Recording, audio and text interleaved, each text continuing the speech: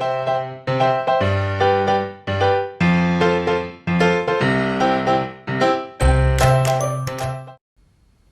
good morning. Today is Sunday and I have a pictorial with Lumiere in International Pageantry.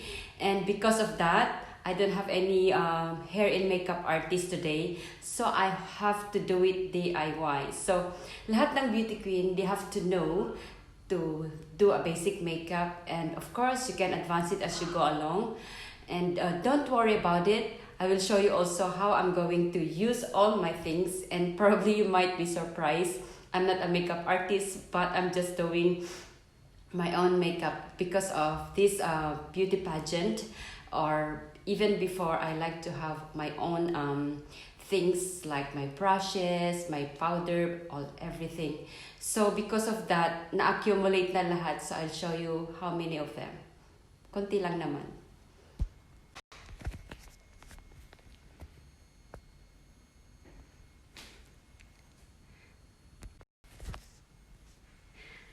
Hi, before I'm going to do my makeup, I'm just going to prep my face first with all the necessary things before you do your makeup. I will give you the tips as I go along, okay? So of course, before you start your things, your makeup, your own makeup, you have to have your necessary brushes, your powder, your eyeliner, your eyebrows, and your sponges. That is very important thing. This is all my set for my makeup. So basically, if you're going to ask me if I am a makeup artist, I would say no. I'm just a fan of it. So marami pa yan. So andito yung iba kong gagamitin kasi it cannot accommodate to one table. Actually, I still have nandun. Nakatago kasi I'm not settled yet in my house. So I try to finish it within 30 minutes kasi I have to send my son at the same time for his football. So I'm going to do a quick makeup, quick and light makeup para sa ating pictorial later for Lumiere. And prior to that, I have to put first my serum all over my face. Quickly. So I have to put massage my face a little bit, pull up higher, ha. To put up your serum, you have to pull it up. Yeah, quickly. This is to allow also a good circulation to your face. And don't forget that you have to do it inside out and pull it across over to your hairline. So my serum is done. I'm going to put my moisturizer quickly.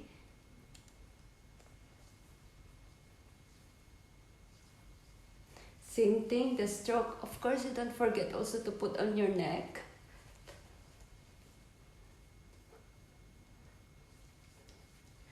I'm not going to put my so I have my mirror. I have to look at my mirror, not onto the camera, to make sure that I have done it properly. And of course, I have to do quickly on my eye, under my eye. To massage it, I'm using the America at the moment as I cannot find my Usana, which is I really like that a lot. Okay, then I have to put, this is to allow or help you also to make your eye makeup better later on. It will help to hold the eye makeup. Okay, same thing. You don't have to rub it hardly on under your eye kasi nagkakaroon ng pressure yan and breakdown of the capillaries, yung mga vessels na maliliit dyan. So you just have to tap it gently according to all the beautician that teaches us. But for me, I have to just press a bit because I have all my puffy eye in the morning, so later on it's gonna be okay. So now it's over. I just have to do quickly massage.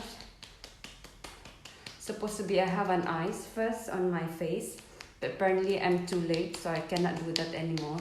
And it's getting hotter in my room.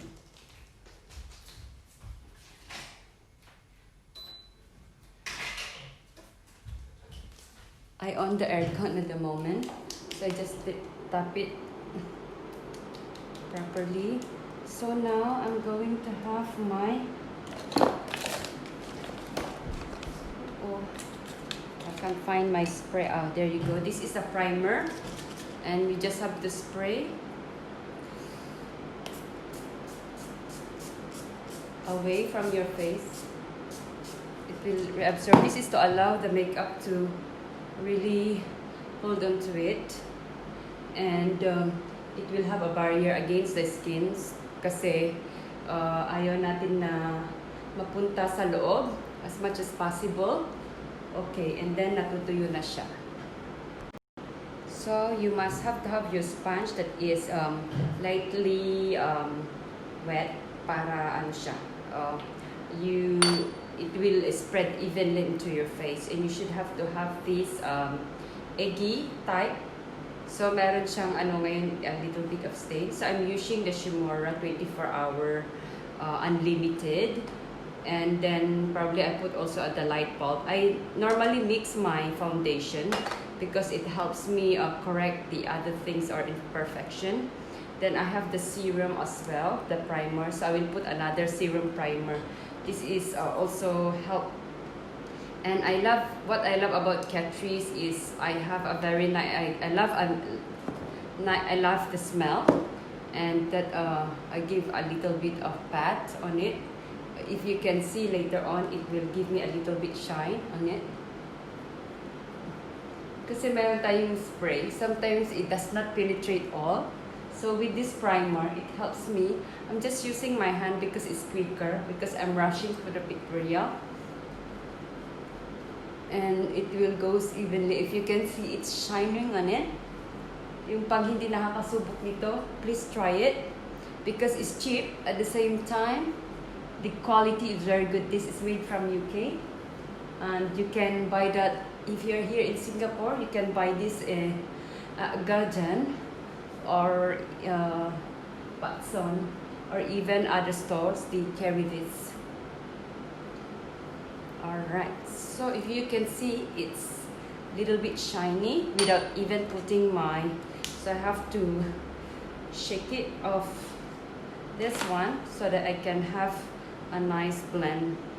So this one is a little bit wet, and my sponge, you can see, put here, do it quickly, evenly. And one thing, it does not stain really onto my finger, into my hand, to my palm, so it's good.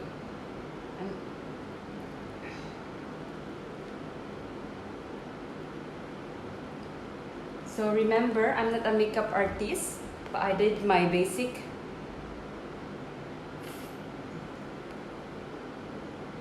So remember also to have your good tie onto your hair, so that it will not really goes onto your face every time that you do all this makeup.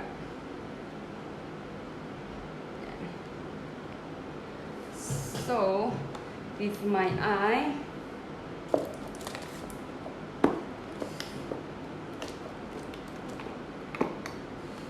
I'm going to use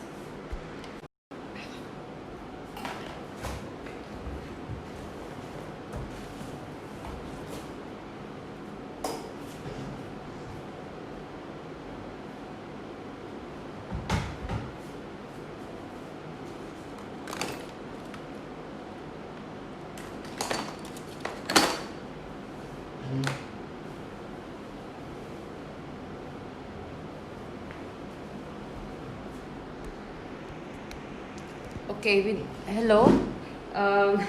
So I've managed to find my detail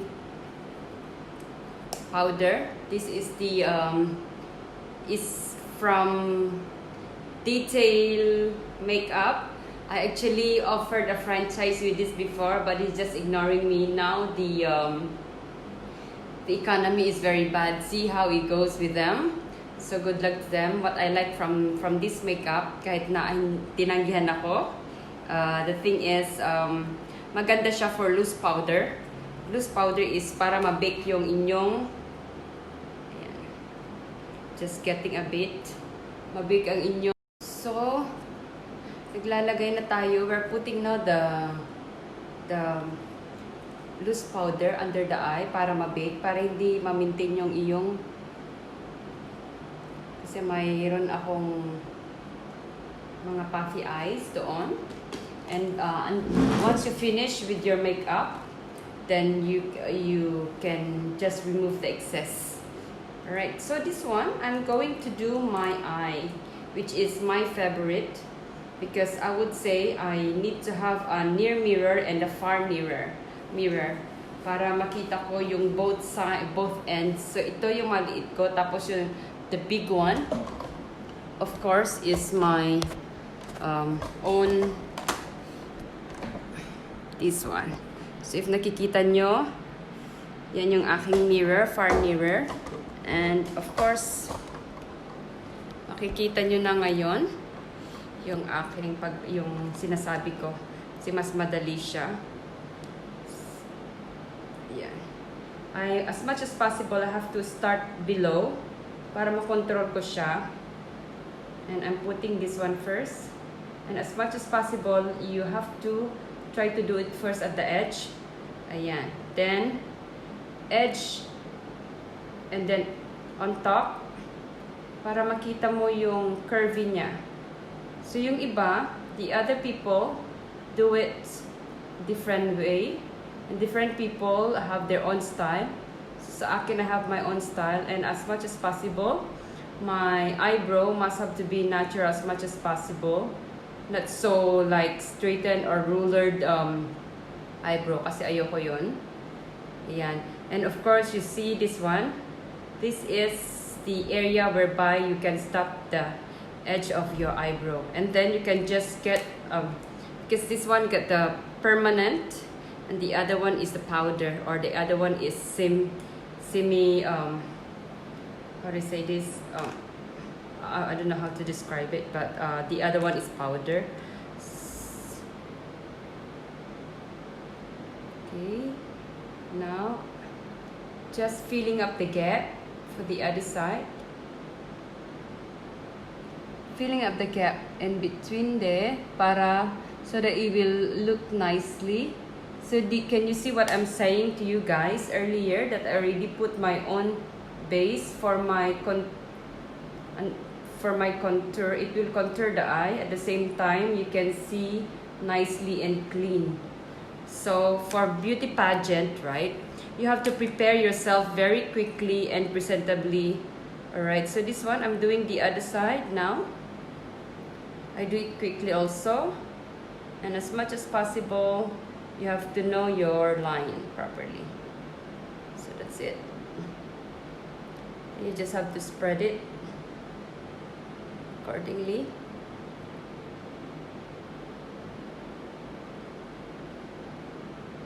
So this is the permanent ones.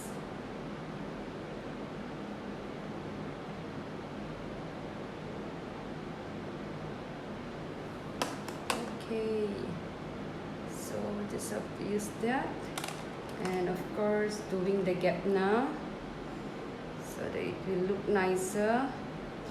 Just filling up a bit powder in it. Oh, ito sumobra siya. Pero it's still okay because you have now your concealer there.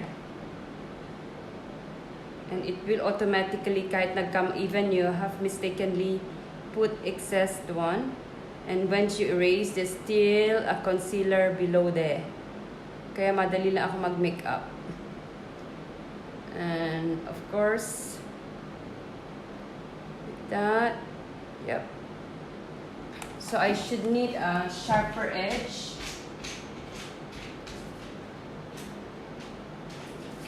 So I get something that is sharper. It should be sharper like this and firm. And sometimes not all have the same, even your own Even your own eyebrow, they are not even, but that is normal. Not to worry about that, guys. And you can just adjust accordingly.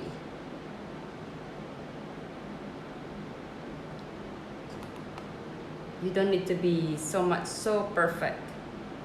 And because the more you perfect it, the more you have mistakes, and it's not really good either.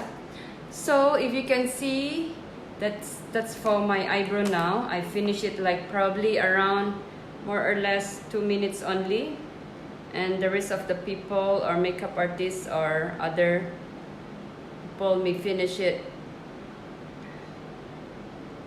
5 to 10 minutes with this, kasi talagang mahirap daw talaga ang kilay. Kasi sabi nga nila, ang kilay is life, but for me, life is lifer. Yeah.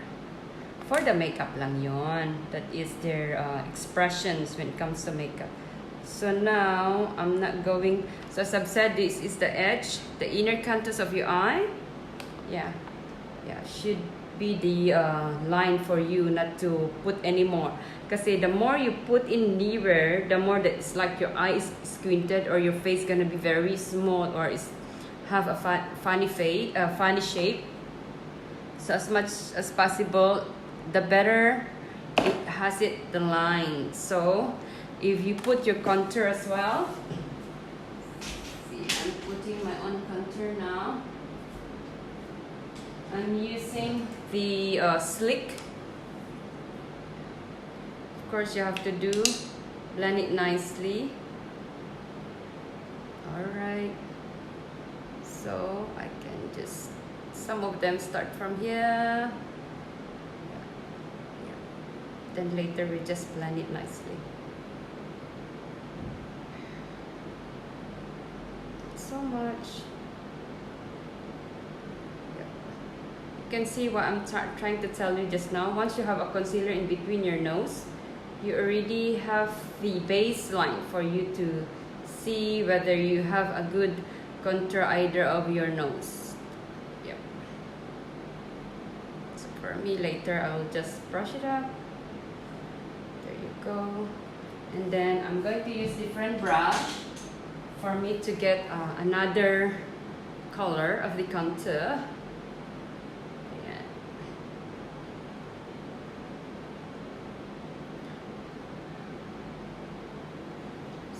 Contour as well for the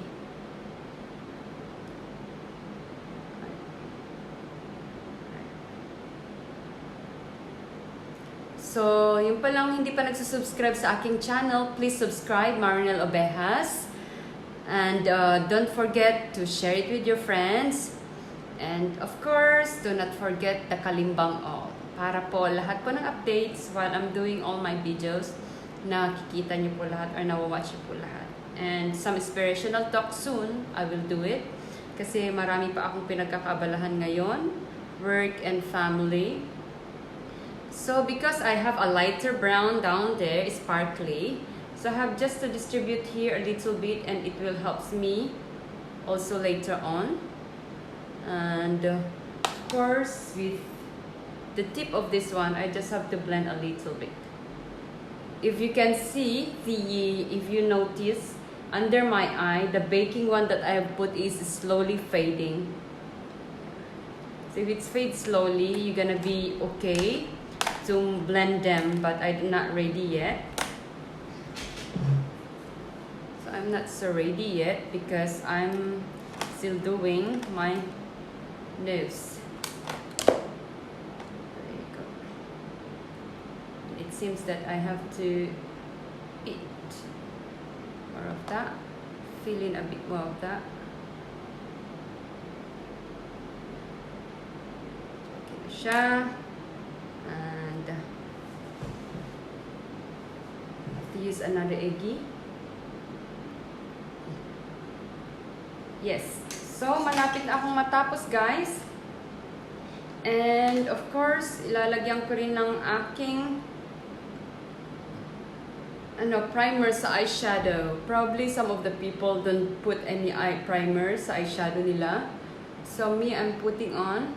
So I'm just putting a look of Probably, I prefer to use it with my hand tips in the middle, but not to be rude, guys. It's just a more comfortable finger that I can use.